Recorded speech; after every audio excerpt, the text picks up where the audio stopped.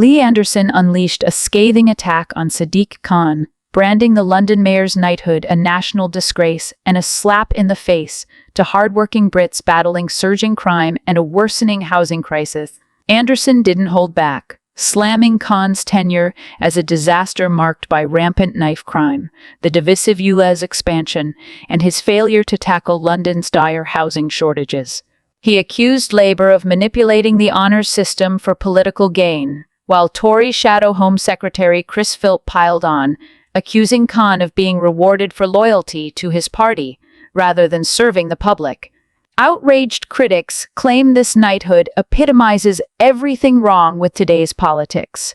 A culture of rewarding incompetence while ordinary Londoners are left to pay the price. I became the Reform UK's first ever Member of Parliament. Yes.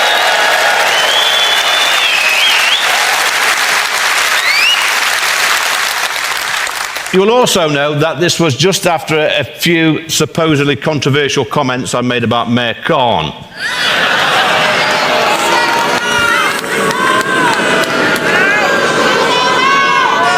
I like to think of it as constructive criticism.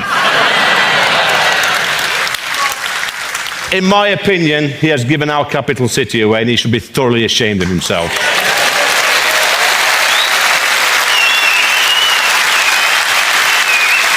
Yeah. I was told at the time that I must apologise to Labour's mayor in London. Yeah. Oh, let me tell you now, conference, I will never apologise to that man.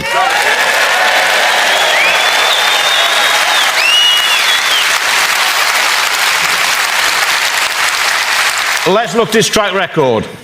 Overall crime up by 21%, violent crime 35%, homicides 5%, knife crime 54%, sexual offences 51%. It should be him who's apologising to the people of London.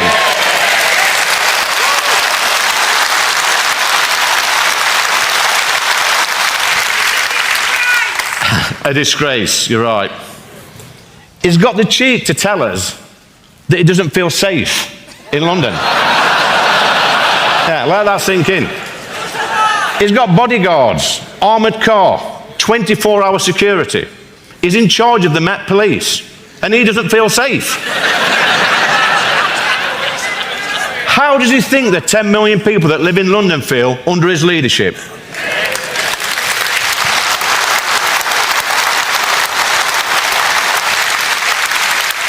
This man needs booting out of office for the sake of London.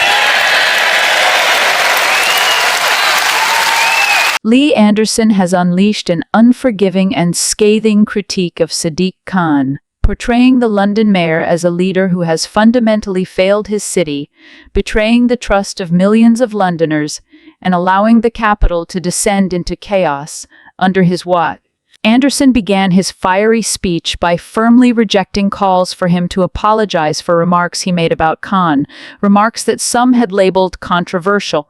Yet Anderson stood resolute, asserting that his comments were no more than constructive criticism directed at a man whose leadership, in his view, has proven disastrous for London. Far from retracting his words, Anderson doubled down, accusing Khan of giving away our capital city, and insisted that the mayor should feel nothing but profound shame for the state of London today. Anderson then turned his attention to Khan's appalling track record, methodically dismantling the mayor's governance with a litany of damning statistics. Under Khan's leadership, overall crime in London has surged alarmingly. Violent crime has risen sharply, and knife crime, already one of the city's most pressing issues, has spiraled out of control. Sexual offenses have increased significantly, as have homicides, painting a bleak picture of a city where personal safety is under constant threat. These figures, Anderson argued, are not just statistics. They are evidence of lives ruined and communities torn apart by crime and violence, which have flourished under Khan's tenure. Anderson asserted that it is not he who owes an apology for speaking the truth, but Khan himself who owes an apology to the millions of Londoners whose lives and livelihoods have been impacted by his catastrophic failure to deliver safety and stability. This stark juxtaposition between Khan's privileged detachment and the harsh realities faced by everyday citizens, Anderson argued, epitomizes the mayor's failure. Rather than confronting the root causes of crime, Khan has, in Anderson's view, prioritized political posturing and hollow virtue, signaling over tangible action. The consequences of this neglect are visible everywhere, from rising knife crime that disproportionately affects young people, to a housing crisis that leaves many Londoners struggling to find affordable homes, to the controversial ultra-low emission zone, ULEZ expansion that has burdened countless families with additional costs. Anderson's speech culminated in a blistering call to action, declaring that Khan is not just a poor leader. He is a liability to London and must be removed from office for the sake of the city's future. He described Khan's leadership as a disgrace, an example of everything wrong with modern politics, where mediocrity is rewarded and ordinary citizens are left to bear the cost of poor governance. Anderson painted Khan as a man completely out of touch with the struggles of the people he is supposed to serve, a mayor more concerned with maintaining political favor within his party than addressing the urgent needs of Londoners. This is in breach of Egyptians.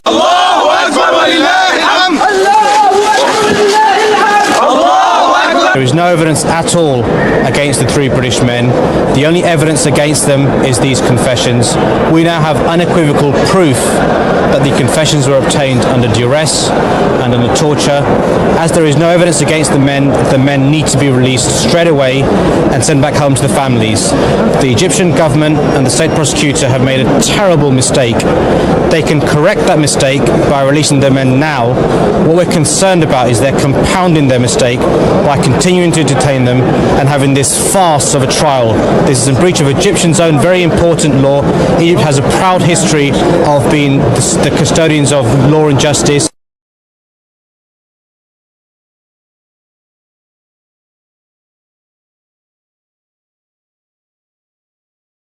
Une stratégie qui inquiète sa mère venue spécialement de France. N'importe qui, qu'il veuille être enfermé dans cet état, qui ne voit pas le jour, qui ne voit pas la nuit, qu'il a la lumière sur la tête tout le temps, qu'il n'a aucune information, il peut dire n'importe quoi et n'importe comment.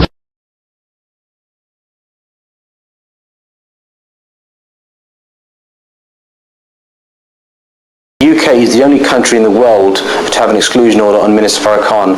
Minister Farrakhan has been to trips to Israel, to Canada, to Australia, to Europe, and there's been no problems at all and no refusal of him being allowed in. He's been to South Africa as well. Wherever he's been, there has been no problems. His trips have been well received. There has never been any problems or any hint of any problems.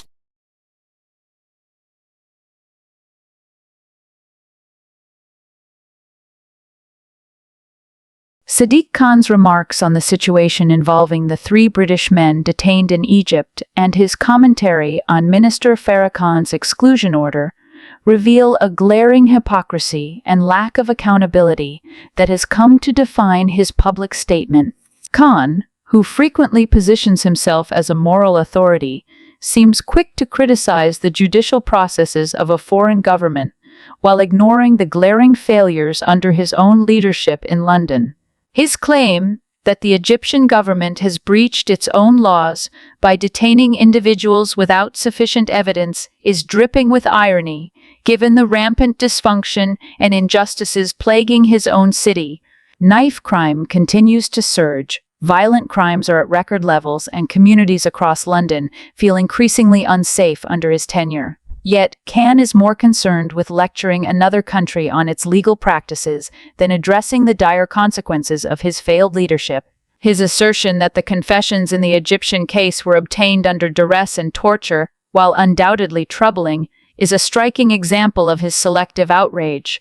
Where is this same fervor when young people in London face daily harassment, violence, and systemic failures? Where is his sense of justice when ordinary Londoners are subjected to soaring crime rates and a police force struggling under mismanagement?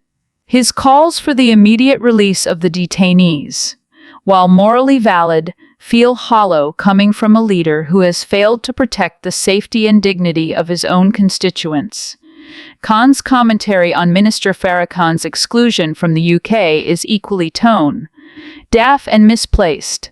His attempt to paint the UK as an outlier for enforcing such an exclusion order ignores the deeply divisive and controversial nature of Farrakhan's rhetoric, which has often been accused of promoting hate and division. Khan's argument that Farrakhan has traveled to other countries without incident is not only irrelevant, but also a deliberate deflection from the UK's sovereign right to make decisions about who enters its borders. His eagerness to criticize his own country's policies while pandering to an international audience underscores his prioritization of optics over genuine leadership. Sadiq Khan's pattern of grandstanding on international issues while presiding over a crumbling London exposes his inadequacy as a leader.